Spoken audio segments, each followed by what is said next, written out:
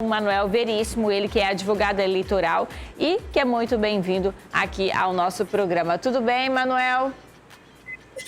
Tudo bem, Renata? Tudo bem, Luana? Mais uma vez, obrigado ao Sistema SIC de TV por estar oportunizando falarmos de um tema tão importante que é eleições, né? Chega a ser uma novela, a adiação ou não, a unificação ou não das eleições. E ontem, nesse capítulo dessa novela, tivemos um fato importante, que foi a aprovação no Senado da PEC 18, com o substitutivo do senador Everton Rocha. Lembrando, a PEC ela foi votada em primeiro e segundo turno e deve, na data de hoje, ser encaminhada ainda para a Câmara Federal. Lá ela segue o mesmo procedimento. É votado ainda em primeiro e segundo turno e pode sim haver alterações. Por isso, Renata, que é importante para os pré-candidatos, a todos os atores do processo eleitoral, ficarem atentos que a decisão de ontem ela não foi definitiva. É preciso encaminhar à Câmara, que poderá, inclusive, alterar a data que foi escolhida, dia 15 de novembro, para o primeiro turno e 29 de novembro para o segundo turno. Lembrando, em Rondônia, somente Porto Velho tem segundo turno. Manuel, se estivéssemos em dias comuns, né, se não estivéssemos em meio à pandemia, como estaria o calendário hoje? Aquela fase de campanha, as eleições ocorreriam em outubro. Quando já estariam ocorrendo os trabalhos de campanha dos candidatos? O próximo prazo do calendário eleitoral, vigente até então, porque a PEC ela não foi promulgada, ele acontece no dia 4 de julho e diz respeito justamente a apresentadores de emissoras de TV e emissoras de rádio, que é o afastamento desses profissionais. Eu falei 4 de julho, mas é 30 de junho no calendário anterior. A data para afastamento era 30 de junho, ou seja, aquele apresentador que pretende se candidatar, ele deveria respeitar esse prazo, se afastando no próximo dia 30 de junho.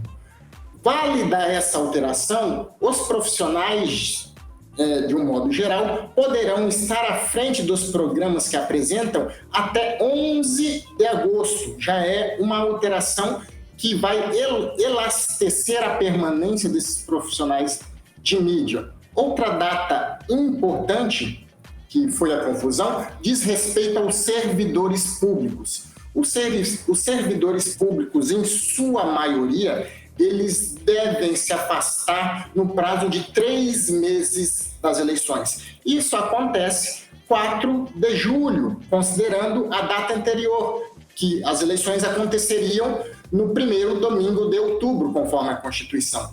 Fazendo essa alteração, sendo válida essa alteração para o próximo dia 15, sendo o primeiro turno dia 15 de novembro, nós temos que contar 3 meses antes. Ou seja, o servidor deverá se desincompatibilizar até 15 de agosto. Então, essas seriam as principais datas. A campanha eleitoral em si, a propaganda eleitoral na internet, na rua, com o calendário anterior, ela começava a partir de 15 de agosto, ou seja, dia 16 de agosto.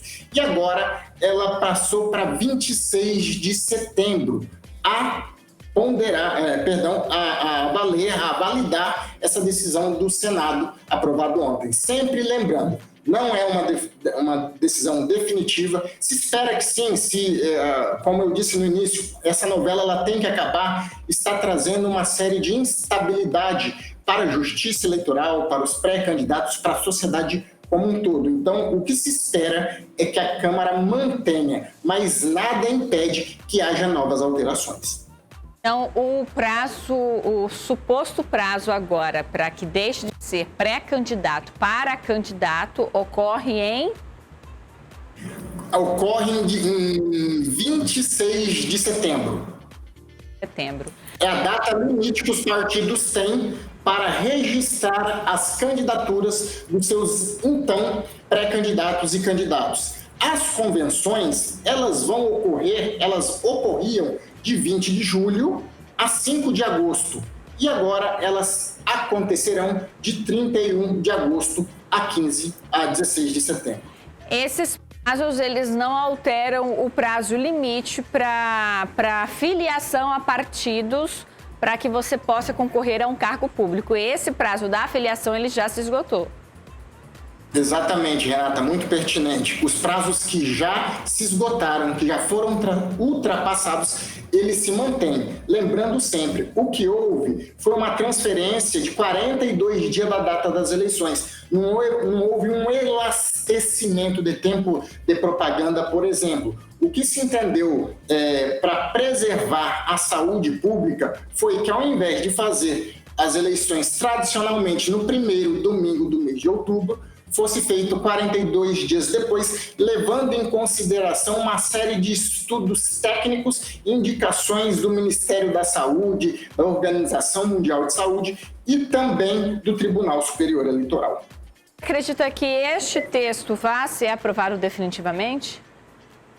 Olha, a Câmara ela não está com a maioria firmada em alguns pontos. A exemplo, a data das eleições. Ontem, na audiência pública que se teve, não se tem ainda definitivo que essa curva, essa linha, esteja estabilizada, os casos de contaminação da Covid, em outubro ou novembro. Ou seja, os métodos de prevenção, eles terão que ser utilizados tanto em outubro quanto em novembro. Assim, seguindo esse indicativo, não há maioria, mas o que se espera é que os líderes cheguem em um consenso e primando pela celeridade em desatar esse nó para se resolver a data definitiva, que sim, acho que é o pensamento positivo não só dos congressistas, mas enquanto aplicador de direito e também como cidadão, que cheguemos o mais rápido possível a uma conclusão. Eu já ia entrar nesse mérito. Você, como especialista, entendendo todo o sistema, qual seria a sua opinião, Manuel? Qual seria o ideal para resolvermos essa questão das eleições, que, assim como ela, tivemos vários outros calendários, várias outras atividades que aconteciam normalmente com prazos pré-estabelecidos, como o Exame Nacional do Ensino Médio. A sua opinião sobre as eleições, o que deveria ocorrer? Olha, nós fazemos parte da Academia Brasileira de Direito Eleitoral e Política, ABRADEP, e montamos, a indicativo do ministro Barroso, do TSE, um grupo justamente de estudo sobre quais contribuições poderíamos fornecer à Justiça Eleitoral. Uma delas foi em relação à data, que indicamos ao relator no Senado, o senador Everton Rocha, e foi acatada pela Academia Brasileira, a data de 15 de novembro. Então, é uma vitória para nós, aplicadores do direito, enquanto membro da Academia de Direito Eleitoral e Político, e tudo que o Senado aprovou até agora está indo ao encontro do que pensamos os advogados eleitoralistas. Nós temos uma grande dificuldade enquanto às convenções. Não a data, Renata, mas sim como elas deverão ocorrer, já que a convenção é a grande estrela do processo eleitoral.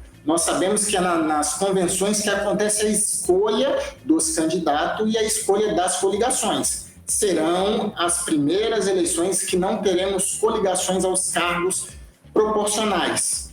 Mas as coligações aos cargos majoritários, a prefeito, ainda ocorrerão.